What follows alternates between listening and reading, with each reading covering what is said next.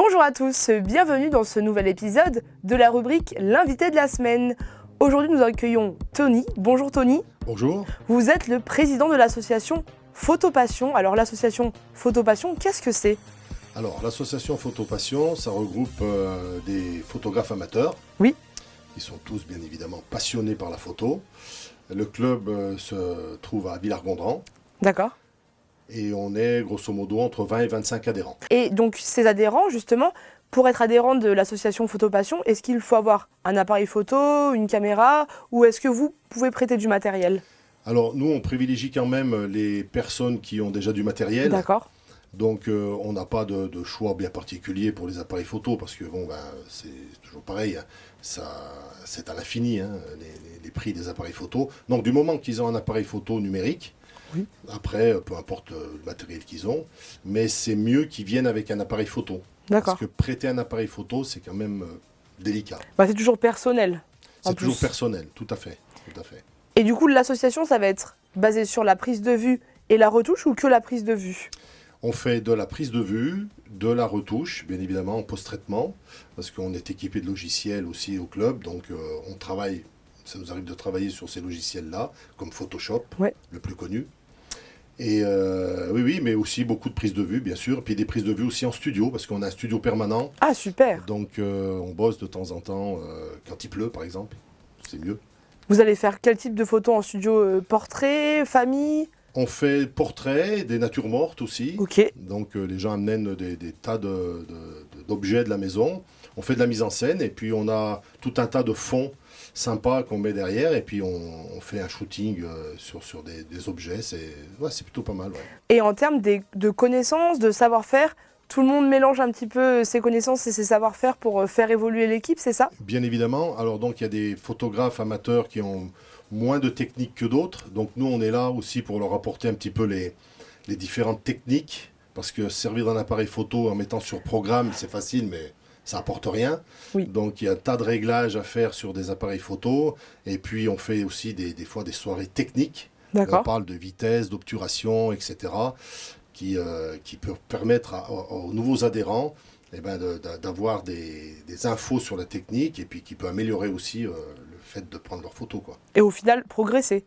Et au final, progresser, c'est le but. Très bien. Fait. Eh bien, écoutez, on peut voir aussi le résultat de cette progression et de votre travail à travers différentes expositions. Et vous venez d'en faire une à l'Ancien Évêché. Alors, c'était quoi le thème de cette exposition ? Alors, cette exposition, c'était en collaboration avec le club de Giaveno avec lequel on est jumelé. D'accord.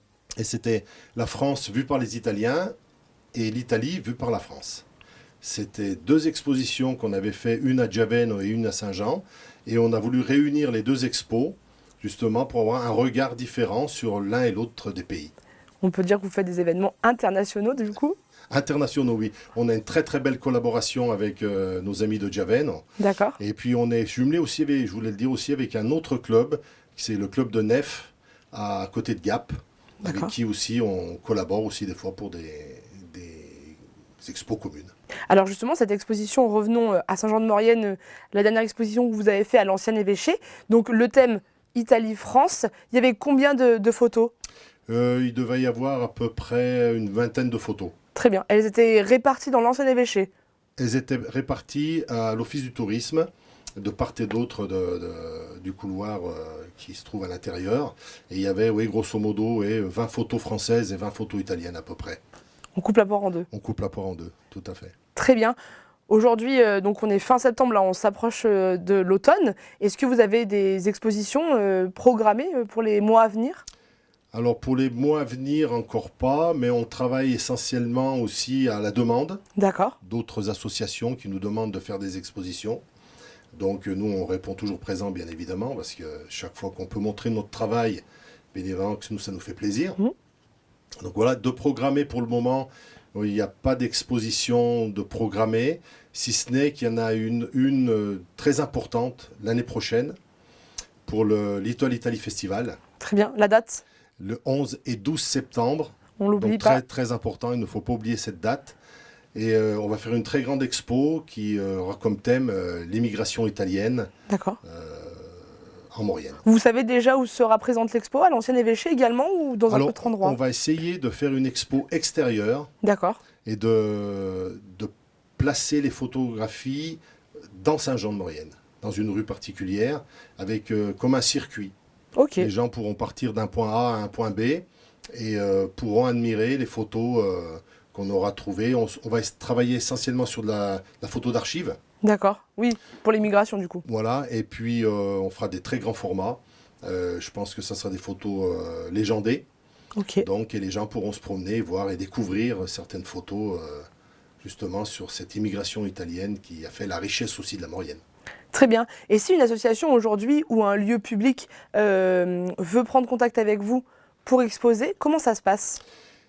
Ils peuvent nous contacter par téléphone, Oui. soit par email, soit en contactant la mairie de Villard-Gondran.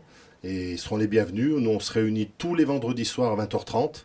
D'accord. Donc, ils peuvent venir et nous, on les accueillera avec grand plaisir. Très bien, écoutez, merci Tony. On vous souhaite plein de bonnes choses pour la suite des événements et des prochaines expositions. On n'oublie pas le 11 et 12 septembre 2026, le Little Italy avec une belle exposition de votre part. Complètement. Très bien. Écoutez, merci beaucoup Tony. Et puis à bientôt. Merci de m'avoir invité. À Merci. bientôt. Cette émission touche désormais à sa fin. Merci d'être aussi nombreux à nous suivre. On se retrouve très vite pour une prochaine rubrique, l'invité de la semaine.